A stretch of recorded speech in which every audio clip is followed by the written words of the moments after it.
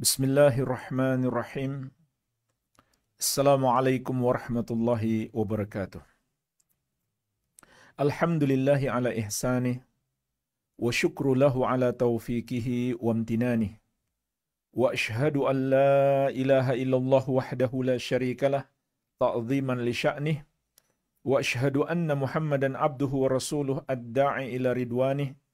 Sallallahu alaihi wa ala alihi wa ashabihi wa ikhwanih, amma ba'd.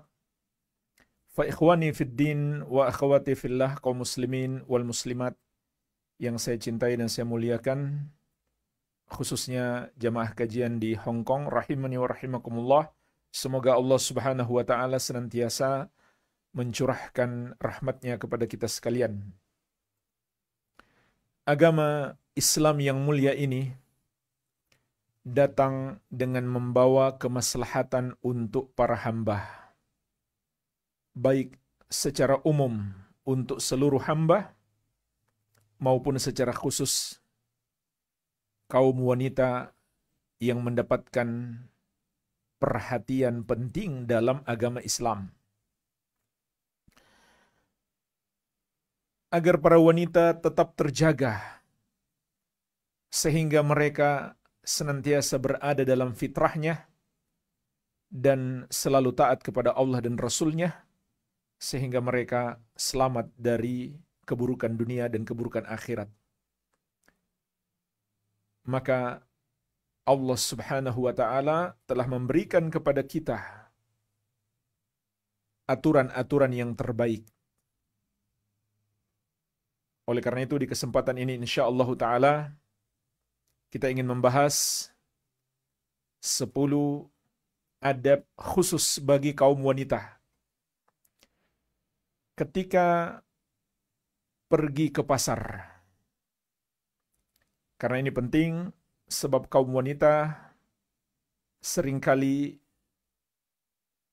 berkaitan dengan urusan-urusan di pasar atau kebutuhan-kebutuhan rumah yang mengharuskan untuk belanja di pasar. Apakah itu pasar modern seperti zaman sekarang di mall, di toko-toko besar, ataukah pasar-pasar tradisional? Maka paling tidak ada 10 adab yang harus diperhatikan. Ini kami sarikan dari penjelasan Asy-Syaikh Muhammad Ali Farkus hafizahullah ta'ala, salah seorang ulama ahli sunnati wal jamaah dari negeri Aljazair. Adab yang pertama adalah hendaklah para wanita yang akan keluar rumah, baik keluar rumah secara umum atau menuju pasar, karena ada suatu hajat, karena ada satu keperluan. Janganlah para wanita keluar jika tidak ada hajat, jika tidak ada keperluan. Karena pada dasarnya wanita itu Allah Subhanahu wa taala perintahkan untuk tinggal di rumah demi kebaikan sang wanita. Begitu pula kebaikan orang lain. Para wanita itu lebih terjaga di rumah. Dan dia lebih jauh dari fitnah. Dan membuat kaum laki-laki terfitnah di luar. Sebagaimana perintah Allah Subhanahu wa ta'ala dalam surat Al-Ahzab ayat ke-33. Wa qarna fi buyutikunna. Hendaklah kalian, wahai para wanita, tinggal di rumah-rumah kalian. Sampai jamaah sekalian, sholat berjamaah pun yang pahalanya 27 derajat daripada sholat sendirian di rumah. Tapi ternyata bagi wanita tetap lebih afdal di rumah. Bahkan ini juga dianjurkan bagi para wanita yang tinggal di Makkah dan Madinah dan di sekitar Masjidil Aqsa. Masjid-masjid yang pahala sholatnya lebih besar. Tapi tetap lebih afdal mereka sholat di rumah. Kata Nabi SAW, La tamna'u ima Allahi masajidallahi wa buyutuhunna khairun lahunna. Janganlah kalian menghalangi hamba-hamba Allah yang wanita itu untuk pergi ke masjid. Namun rumah-rumah mereka lebih baik bagi mereka. Jadi ini luar biasa. Menunjukkan kepada kita keberadaan wanita di rumah, tidak keluar dari rumah, termasuk ibadah. Jadi hendaklah para wanita menghadirkan niat. Dia diam di rumah, tidak keluar kalau tidak ada hajat, dengan niat beribadah kepada Allah Subhanahu wa taala. Dan Rasulullah sallallahu alaihi wasallam juga bersabda, "Al-mar'atu 'auratun. Idza kharajat min baytiha istashrafaha syaitan. Wa akrabu ma takunul mar'a min rahmati rabbiha wa hiya fi qa'ri baytiha." Atau kama qala alaihi salatu wassalam. Wanita itu adalah aurat. Kalau dia keluar rumah, maka setan akan memperindahnya di mata kaum laki-laki. Setan akan berusaha menarik pandangan kaum laki-laki kepadanya untuk menjerumuskan mereka bersama dalam fitnah. Kemudian kata Nabi SAW, dan saat terdekat seorang wanita dengan rahmat Allah ketika dia berada di bagian rumahnya yang paling dalam. Jadi jemaah sekalian, ini di antara yang menunjukkan kepada kita untuk meraih pahala yang melimpah bagi seorang wanita itu sangat mudah sekali. Cukup dia diam di rumah dan dia niatkan untuk mendekatkan diri kepada Allah, maka dia mendapatkan pahala yang besar. Bahkan kata Nabi SAW, saat itulah dia paling dekat dengan rahmat Allah Subhanahu wa taala, dengan kasih sayang Allah. Kalau Allah sudah menyayangi hambanya, tentu hamba itu akan dianugerahkan segala kebaikan dunia dan akhirat, dan dilindungi dari segala keburukan dunia dan akhirat. Jadi jamaah sekalian, para wanita hendaklah menyadari ini salah satu ibadah untuk mendekatkan diri kepada Allah, yaitu diam di rumah kalau nggak ada keperluan untuk keluar. Tapi jamaah sekalian, harus dipahami bahwa para wanita itu diperintahkan tinggal di rumah demi menjaga dirinya agar dia tidak terfitnah, tidak pula menjadi fitnah bagi kaum laki-laki. Maka semua makna itu tidak berarti kalau dia memfitnah kaum laki-laki melalui medsos. Memang dia jarang keluar, tapi fotonya di medsos. Tapi WhatsApp-an terus dengan laki-laki yang bukan mahramnya, bukan pula suaminya. Yang nggak ada gunanya kalau begitu. Bahkan dengan media-media itu, justru di zaman ini lebih besar fitnahnya daripada seorang wanita yang keluar di jalan yang mungkin mengundang fitnah kaum laki-laki. Dan ini fakta. Zaman sekarang, medsos, WhatsApp, dan lain-lain. Ini telah menjadi fitnah yang sangat dahsyat untuk menjerumuskan laki-laki dan wanita dalam hubungan-hubungan terlarang. Maka ingatlah, medsos Anda, WhatsApp Anda, gadget Anda, itu adalah bagaikan pedang bermata dua. Kalau Anda tidak memanfaatkan untuk kebaikan, niscaya dia akan membinasakanmu. Jadi, maksudnya di sini seorang wanita itu menjaga diri tidak mudah dilihat, diajak ngobrol oleh laki-laki yang bukan mahramnya. Ini tujuan dia diam di rumah. Jadi kalau dia punya teman medsos kaum laki-laki yang bukan mahramnya, yang sering berkomunikasi dengannya, atau bahkan dia mengupload fotonya, begitu pula sering berkomunikasi dengan laki-laki yang bukan mahram di medsos, ya nggak ada gunanya dia nggak keluar rumah. Jadi ini harus dipahami. Kemudian jemaah sekalian, dibolehkan seorang wanita itu keluar rumah jika ada hajat.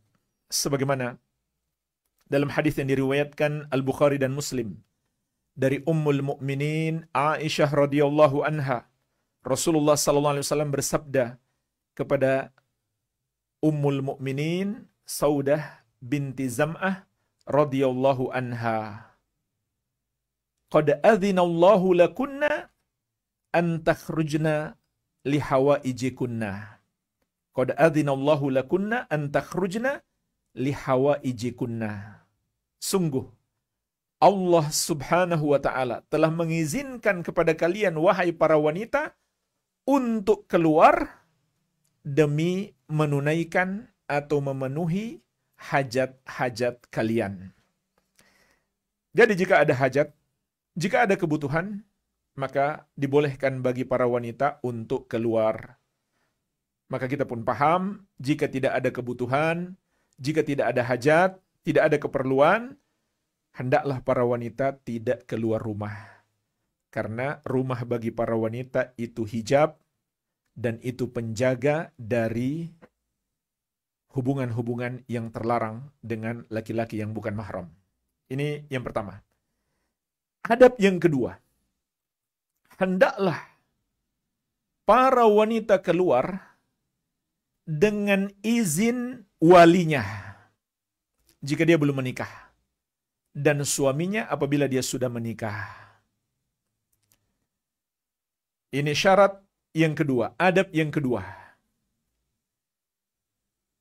Karena ini bagian dari ketaatan seorang istri kepada suami dan kepada walinya, yang terkandung dalam surat An-Nisa ayat ke-34, "Fassalihatu qanitatun hafidhatu lil ghaib bima hafidhallah." Kata Allah, maka wanita-wanita yang salehah itu adalah wanita-wanita yang taat serta menjaga diri mereka, yaitu menjaga dari hubungan terlarang dengan laki-laki yang bukan mahram, terutama saat suami mereka tidak ada, dengan penjagaan Allah atas mereka.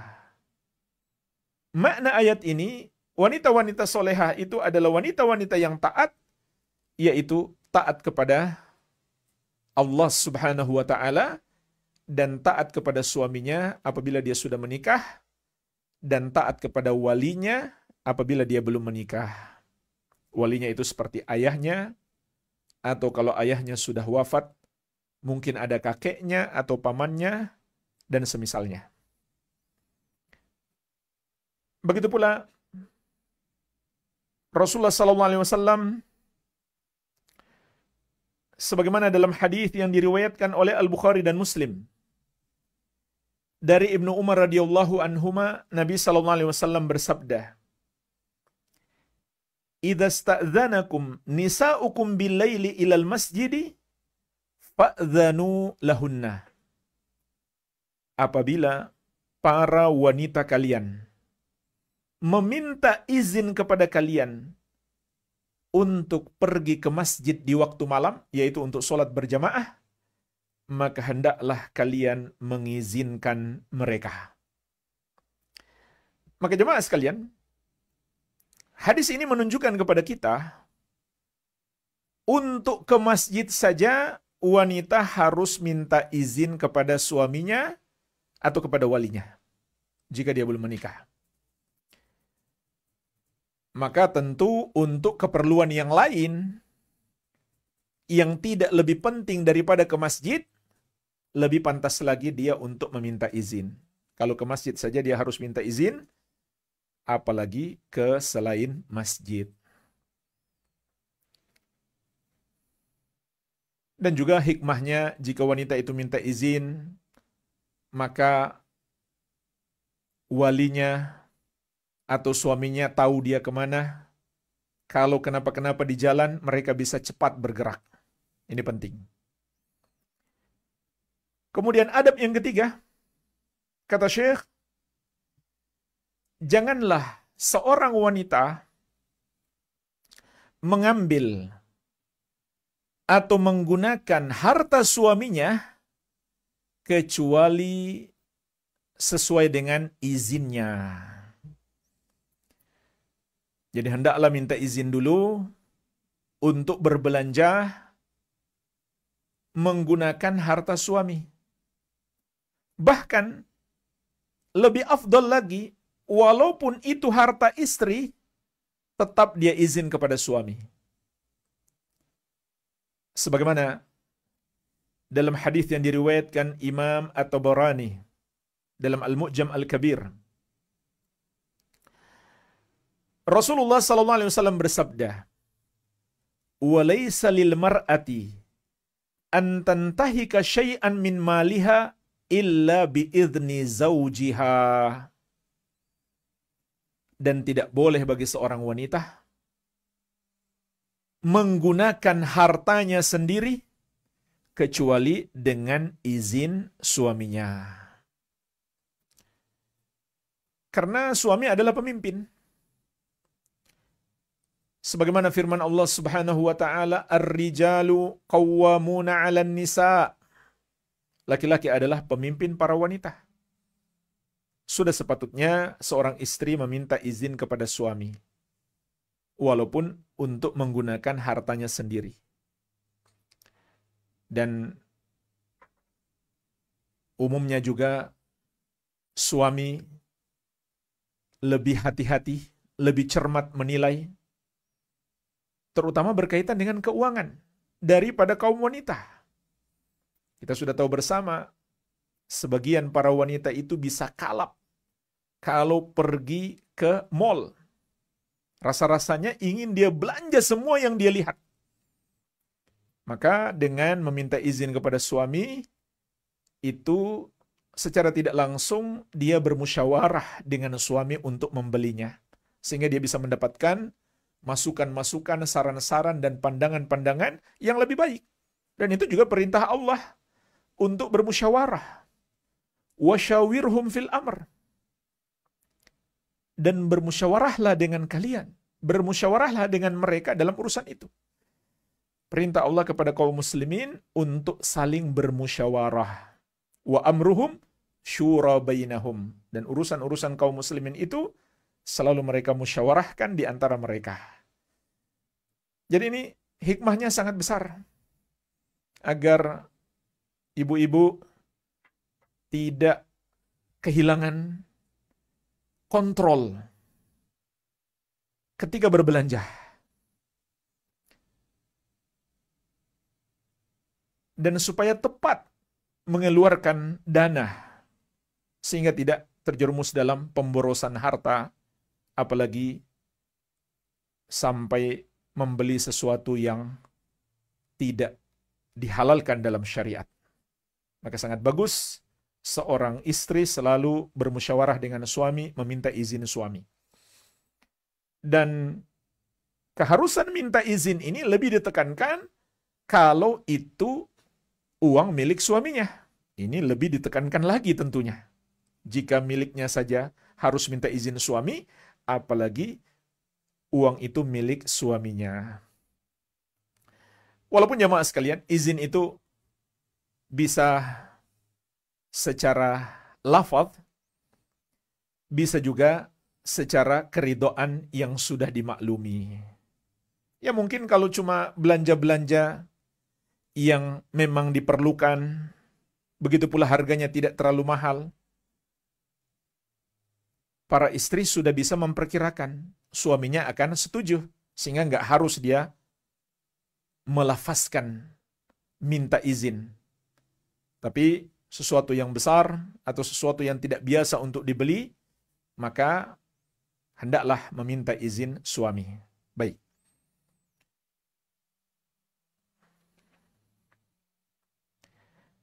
Kemudian adab yang keempat, kata Syekh hafizahullah ta'ala, hendaklah para wanita keluar ditemani orang yang amanah. Orang yang bisa membantu dan menjaganya. Yaitu dari kalangan keluarganya, terutama mahramnya, dari kalangan laki-laki. Akan tetapi, jika tidak menempuh jarak safar, tidak harus ditemani, tidak pula harus yang menemaninya adalah laki-laki mahramnya. Namun, walaupun tidak menempuh jarak safar, lebih afdal kata Syekh ditemani. Karena itu lebih menjauhkan seorang wanita dari bahaya di jalan ataupun fitnah-fitnah hubungan yang tidak baik antara laki-laki dan wanita. Namun yang diwajibkan apabila sampai menempuh jarak safar. Sebagaimana dalam hadis yang masyhur, Rasulullah SAW bersabda, "La tusafirul mar'ah illa ma'adhi mahramin." Janganlah seorang wanita melakukan perjalanan jauh kecuali bersama mahram. Perjalanan jauh itu menurut mayoritas ulama kurang lebih 80 kilometer. Perjalanan yang dihukumi safar, yang dengannya kita boleh mengqasar salat dan berbuka puasa. Jadi, walaupun tidak menempuh jarak safar, lebih afdal ditemani. Nggak jalan sendirian. Tidak jalan sendirian. Dan tidak dipersyaratkan yang menemaninya harus mahramnya. Cukup orang yang bisa dipercaya. Terlebih lagi ke pasar, tempat banyak orang terjerumus dalam kelalaian, bahkan dalam dosa. Oleh karena itu, di dalam hadis yang diriwayatkan oleh Imam Al-Hakim dari Ibnu Umar radhiyallahu anhu, Rasulullah sallallahu alaihi wasallam mengingatkan, "Khairul biqa al-masajid wa syarrul biqa al-aswaq." Sebaik-baik tempat adalah masjid-masjid dan seburuk-buruk tempat adalah pasar-pasar. Dikarenakan banyaknya kelalaian di pasar itu, yaitu lalai dari mengingat Allah, lalai dari syariat Allah, bahkan yang jelas-jelas dosa, riba, penipuan, mengurangi, mencurangi takaran, dan lain-lain. Oleh karena itu, di tempat yang membahayakan tersebut, alangkah baiknya ada yang menemani seorang wanita. Adab yang kelima, berhijab sesuai dengan ketentuan syariat dan tidak bertabarruj. Ini adab yang sebenarnya umum, baik ke pasar atau kemanapun.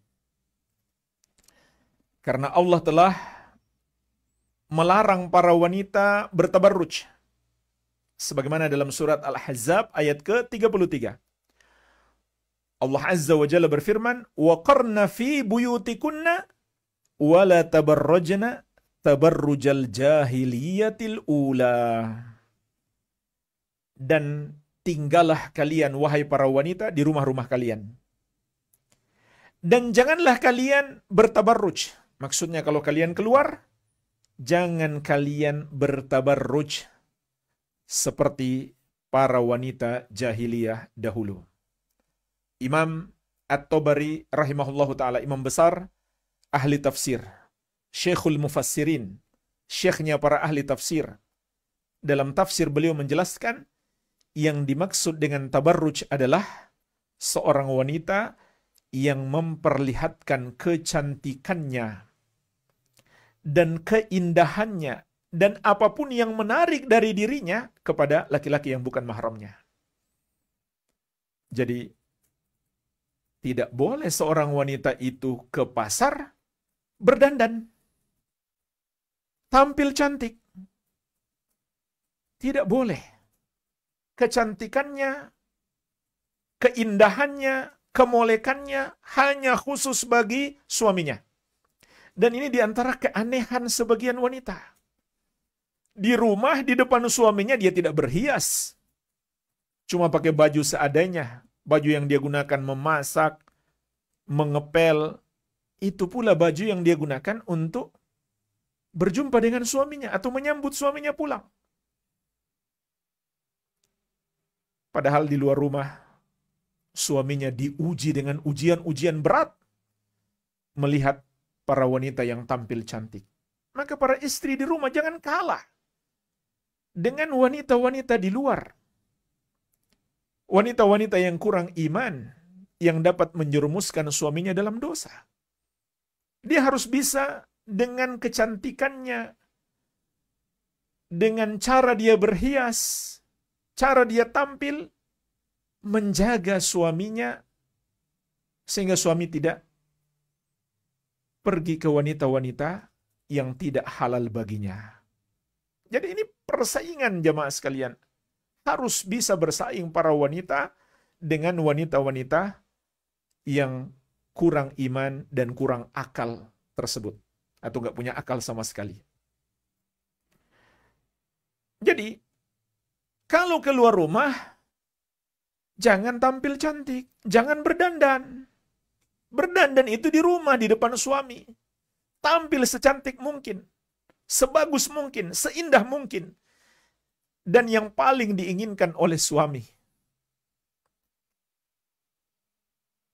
Jadi tabarruj itu maknanya seorang wanita menampakkan kecantikannya atau keindahannya atau apa saja yang dapat menarik pandangan kaum laki-laki kepadanya.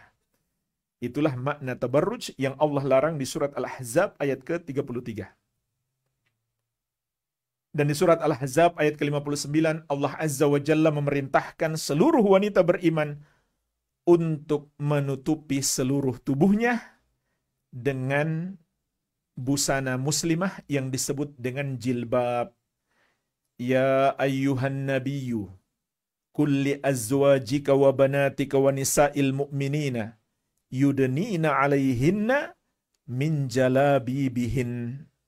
Wahai Nabi, katakan kepada istri-istrimu dan anak-anak perempuanmu dan istri-istri kaum mukminin, hendaklah mereka menutupkan jilbab-jilbab mereka ke seluruh tubuh mereka.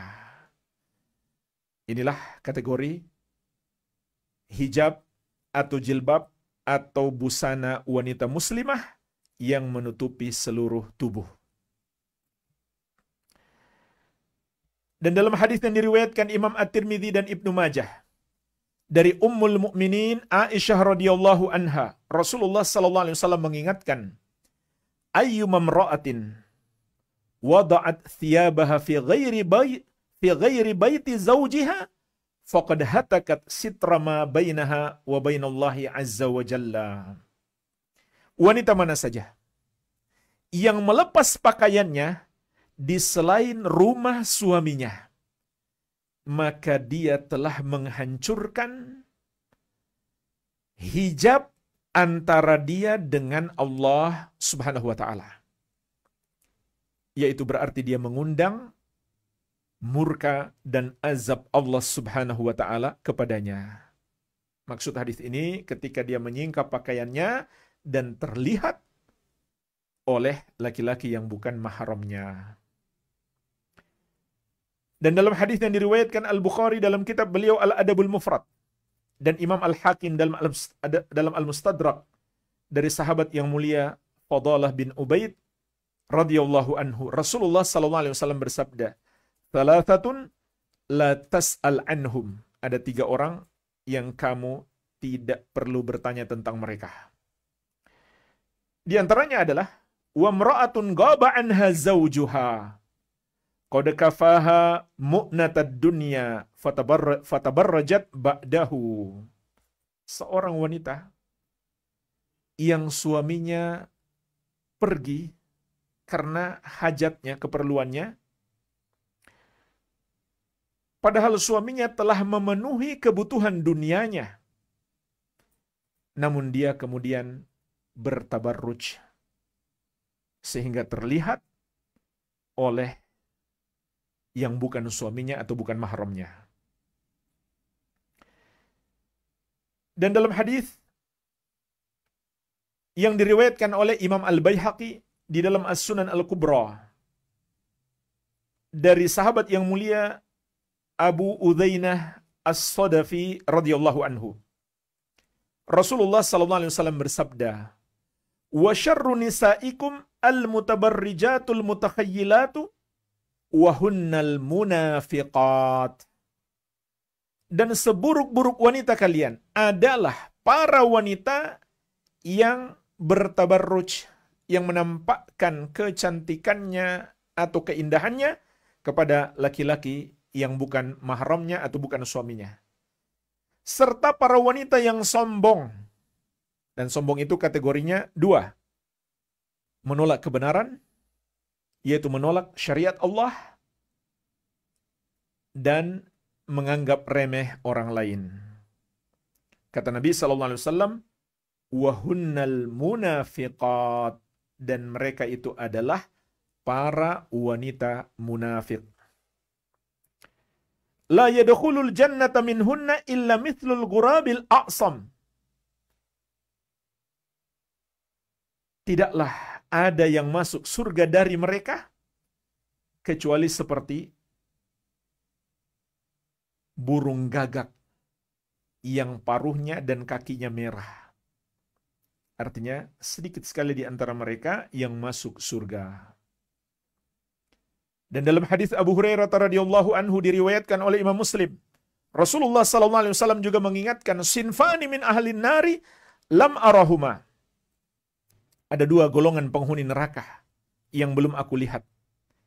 Lalu beliau sebutkan salah satunya adalah wanisaun kasiyatun ariyat. Wanita-wanita yang berpakaian tapi telanjang. Maksudnya mereka berpakaian tapi tidak menutup aurat seperti ketentuan syariat. Seperti pakaiannya tipis, atau pakaiannya transparan tembus pandang, atau pakaiannya pendek tidak menutup seluruh aurat, atau pakaiannya ketat. Itu yang disebut wanita-wanita yang berpakaian tapi telanjang.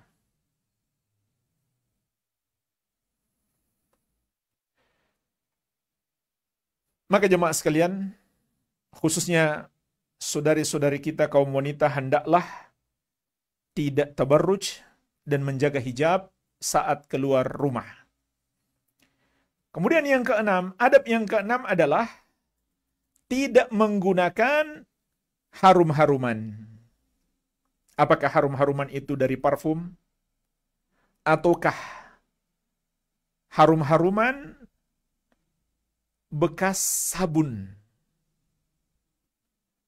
Bekas cucian dengan sabun yang sangat harum, sehingga hampir tidak ada bedanya dengan parfum. Maka sama saja. Dalam hadis yang diriwayatkan Imam An-Nasa'i dari sahabat yang mulia Abu Musa radhiyallahu anhu, Rasulullah sallallahu alaihi wasallam mengingatkan, ayyumam ra'atin istatarat famarrat ala qaumin liyajidu min rihiha fahiya zaniyah. Wanita mana saja yang menggunakan harum-haruman lalu melewati sekumpulan laki-laki agar mereka mencium harumnya tersebut, maka dia adalah seorang wanita pezina. Bahkan walau kita sholat, kita ke masjid, dianjurkan kita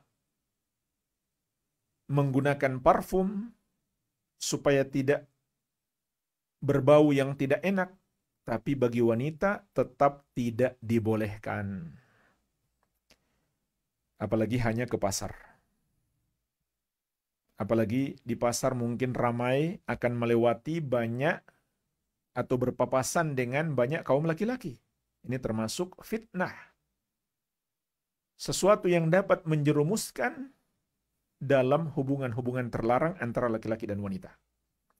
Kemudian adab yang ketujuh,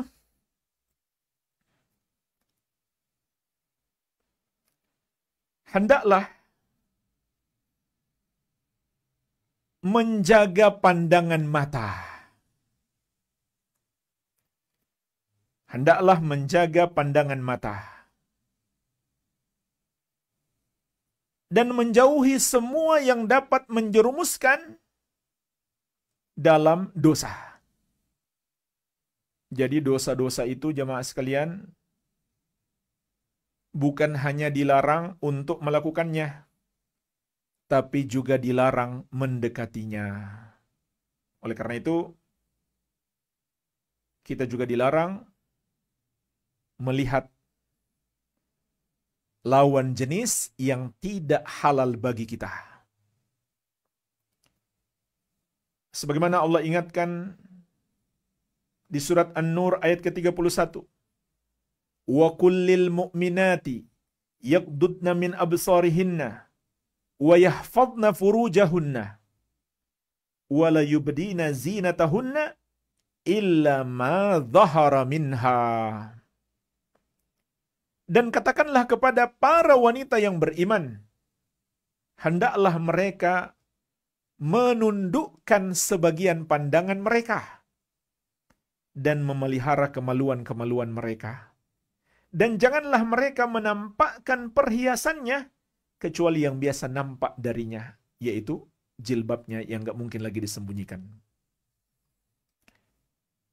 Jadi, dalam potongan ayat An-Nur 31 ini terkandung 3 perintah kepada kaum wanita secara khusus. Yang pertama, perintah untuk menundukkan pandangan. Artinya, dia tidak boleh melihat kepada laki-laki yang bukan mahramnya atau bukan suaminya. Yang kedua, perintah menjaga kemaluan. Dan perhatikanlah jemaah sekalian, antara perintah menjaga pandangan dan perintah menjaga kemaluan disebut bersamaan. Karena pandangan itu adalah pintu pertama yang menjerumuskan kepada zina kemaluan.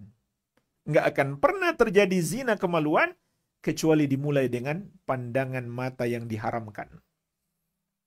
Kemudian yang ketiga, larangan menampakkan perhiasan. Artinya semua yang indah, semua yang menarik kaum laki-laki, hendaklah ditutup.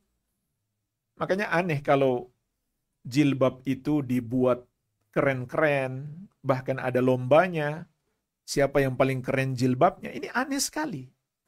Jilbab itu diperintahkan oleh Allah Subhanahu wa Ta'ala untuk dikenakan demi menutupi keindahan atau hal yang menarik pandangan bagi kaum laki-laki.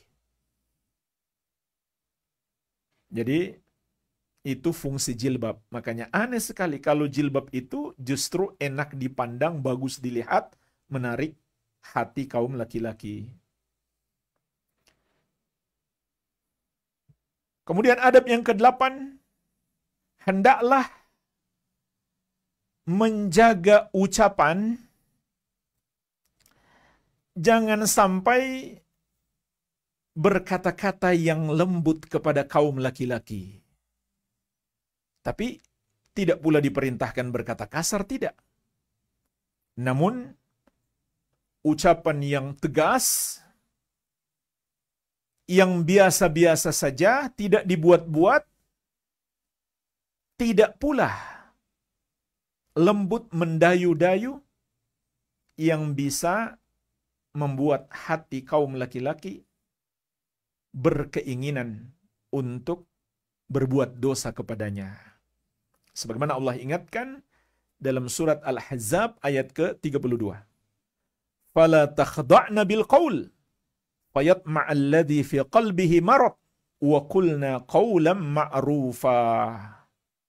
Maka janganlah kalian para wanita melembutkan ucapan kalian sehingga berkeinginanlah laki-laki yang di hatinya ada penyakit, yaitu penyakit syahwat yang menjerumuskan dalam dosa. Muncul nafsunya untuk berbuat dosa kepadamu. Dan ucapkanlah ucapan yang ma'ruf. Jadi ini juga harus hati-hati kaum wanita. Jangan melembutkan suara kepada selain suaminya atau selain mahramnya. Tapi tidak juga berkata kasar, tidak. Tidak juga maknanya berkata-kata kasar, tidak. Biasa-biasa saja dan hindari suara yang mendayu-dayu, yang lembut, yang dapat membuat hati kaum laki-laki itu tergoda. Dan bahkan tidak boleh seorang wanita membuka percakapan dengan kaum laki-laki yang bukan mahramnya atau bukan suaminya, kecuali ada hajat yang penting. Kalau nggak penting, jangan. Apalagi cuma say hello, nanya sudah makan belum, dan seterusnya. Ini bahaya besar. Apalagi sampai saling bercanda ria. Ini sangat berbahaya. Tapi bahkan ada yang melakukan itu tidak malu-malu di medsos. Disaksikan oleh banyak orang. Subhanallah. Ini termasuk fitnah yang dapat muncul dari kaum wanita dan dimanfaatkan oleh setan. Kemudian adab yang ke-9 kata Syekh, hendaklah menjauhi ikhtilat dan khulwah. Berikhtilat, bercampur baur dengan kaum laki-laki, dan khulwah, berdua-duaan dengan kaum laki-laki yang bukan mahramnya. Dalam surat Al-Ahzab ayat ke-53 Allah Azza wa Jalla telah mengingatkan, wa idza sa'altumuhunna mata'an fas'aluhunna min wara'i hijab. Dzalikum athharu liqulubikum wa qulubihin. Dan apabila kalian wahai kaum laki-laki meminta sesuatu dari kaum wanita, maka mintalah dari balik hijab. Yang demikian itu lebih suci bagi hatimu dan hati mereka. Kecuali jamaah sekalian, kalau sangat sulit berhijab, seperti di pasar atau di mall atau di toko yang bukan milik kita. Kita nggak mungkin bisa menetapkan aturan hijab padanya. Kalau seandainya milik kita bisa saja. Misalkan kita punya restoran, kita pisah. Seperti yang menjadi aturan di Arab Saudi, dipisah. Untuk orang yang makan di restoran bagi kaum laki-laki dan kaum wanita. Atau bagi ruangan yang belum berkeluarga dan yang sudah berkeluarga. Namun, kalau kita nggak bisa ngatur, berarti kita terpaksa. Tapi kita hendaklah meminimalisir percampur bauran dengan kaum laki-laki. Apalagi sampai berdua-duaan. Baik berdua-duaan di pasar, di sebuah toko misalkan, dengan laki-laki yang bukan mahram, ataukah di mobil bersama supir, baik supir pribadi maupun supir taksi, tidak dibolehkan. Minimalnya harus ada satu wanita yang menemani. Minimalnya. Karena bukan safar, tidak harus mahram. Kalau safar, ya harus mahram. Harus laki-laki yang sudah balik yang menemani dari kalangan mahramnya. Tapi tidak boleh seorang wanita diantar supir pribadi, supirnya laki-laki, mereka berdua saja di dalam mobil, untuk pergi ke pasar, nggak boleh. Itu namanya berarti berdua-duaan. Apalagi naik motor lebih parah lagi, sudah berdempetan, bersentuhan. Atau naik ojek, drivernya laki-laki bukan mahramnya. Tidak dibolehkan bagi seorang wanita melakukan itu. Jadi, hendaklah di mobil jangan berdua-duaan dengan supir laki-laki. Minimalnya ada satu wanita lain yang menemani. Begitu pula di dalam sebuah toko dan seterusnya. Dalam hadis yang diriwayatkan Imam At-Tirmidzi dari Ibnu Umar radhiyallahu anhu, Rasulullah sallallahu alaihi wasallam mengingatkan, "Ala la yakhluwanna rajulun bimra'atin illa kana thalithahuma syaitan." Ketahuilah, tidaklah seorang laki-laki berdua-duaan dengan seorang wanita, yaitu tanpa ditemani mahramnya, kecuali yang ketiganya adalah setan. Bahkan itulah pintu terakhir yang menjerumuskan dalam zina. Pintu awalnya adalah pandangan yang tidak dijaga, dan pintu terakhirnya adalah berdua-duaan. Maka zina itu bukan hanya tidak boleh kita lakukan, tapi juga tidak boleh kita dekati. Artinya, wajib kita menjauhi sebab-sebab yang menjerumuskan kepada zina. Oleh karena itu Allah Azza wa Jalla berfirman, "Wala taqrabuz zina innahu kana fahishatan wa sa'a sabila." Janganlah kamu mendekati zina. Karena zina itu adalah perbuatan yang keji dan seburuk-buruknya jalan. Perhatikan kata Allah, bukan sekedar jangan berzina, tapi jangan dekati zina. Maka apapun yang bisa menjerumuskan kepada zina, hendaklah dijauhi. Kemudian yang ke-10 yang terakhir kata Syekh, hendaklah para wanita itu bersifat amanah. Dia keluar karena suatu hajat, maka syariat mengizinkannya. Dia keluar minta izin kepada walinya atau suaminya karena suatu hajat, maka walinya atau suaminya memberi izin kepadanya. Jangan setelah keluar, dia manfaatkan untuk pergi ke tempat-tempat yang tidak bermanfaat. Atau tempat-tempat yang bisa menjerumuskan dalam dosa. Itu menunjukkan dia tidak amanah. Dan berarti dia tidak taat kepada suaminya. Karena tidak sesuai dengan izin suaminya. Padahal jemaah sekalian, ketaatan seorang wanita kepada Allah, kemudian kepada suami, adalah sebuah kemuliaan yang sangat agung. Di dalam hadis yang diriwayatkan oleh Imam Ahmad dari sahabat yang mulia Abdurrahman bin Auf radhiyallahu anhu, Rasulullah sallallahu alaihi wasallam bersabda, "Idza shallatil mar'atu khamsaha wa shamat syahraha wa hafidat farjaha wa ata'at zawjaha qila laha udkhulil jannata min ayyi abwabil jannati syi'ti." Apabila seorang wanita salat 5 waktu dan berpuasa bulan Ramadan dan menjaga kemaluannya dan menaati suaminya, maka kelak di hari kiamat akan dikatakan kepadanya, masuklah kamu ke dalam surga dari pintu surga mana saja yang kamu kehendaki. Udkhulil jannata min ayyi abwabil jannati syi'ti. Wahai engkau wanita, masuklah ke dalam surga dari pintu surga mana saja yang kamu kehendaki. Menunjukkan jemaah sekalian, ketaatan seorang wanita kepada Allah terutama dalam melakukan sholat 5 waktu dan berpuasa di bulan Ramadan. Dan pergaulan yang baik seorang wanita kepada suaminya terutama dalam menjaga kemaluannya hanya untuk suaminya saja dan menaati suaminya. Tentu menaati di sini maksudnya menaati dalam hal yang ma'ruf. Adapun kalau dia disuruh melakukan dosa oleh suaminya, nggak boleh dia taat. Maka jika dia taat suaminya dalam apapun yang tidak mengandung dosa, ini sebuah kemuliaan, bukan kelemahan dan kehinaan dan kerendahan bagi para wanita, tidak. Ini sebuah kemuliaan.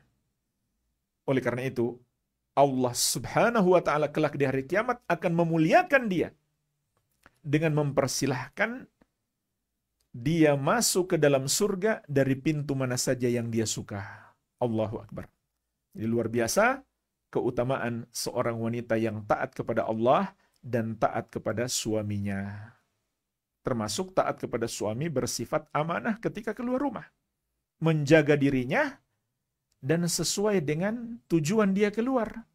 Jangan dia manfaatkan untuk mampir ke tempat-tempat yang bisa menjerumuskan di dalam dosa.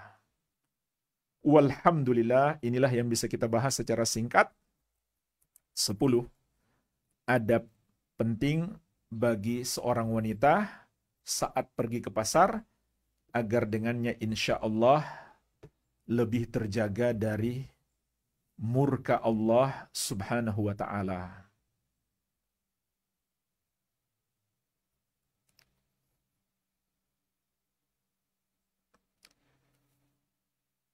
Jemaah sekalian, saya mohon maaf di kesempatan ini belum sempat menjawab pertanyaan. Insya Allah Ta'ala saya simpan dulu pertanyaan yang sudah masuk. Kita akan bahas di pertemuan yang akan datang. Barangkali sampai di sini dulu. Semoga bermanfaat. Lebih dan kurangnya saya mohon maaf. Wabillahi taufik. Subhanakallahumma wa bihamdik. Asyhadu an la ilaha illa anta astaghfiruka wa atubu ilaik. Wa sallallahu ala nabiyina Muhammadin wa alihi wasallam. Wa akhiru da'wana anil hamdulillahi rabbil alamin. Wassalamualaikum warahmatullahi wabarakatuh.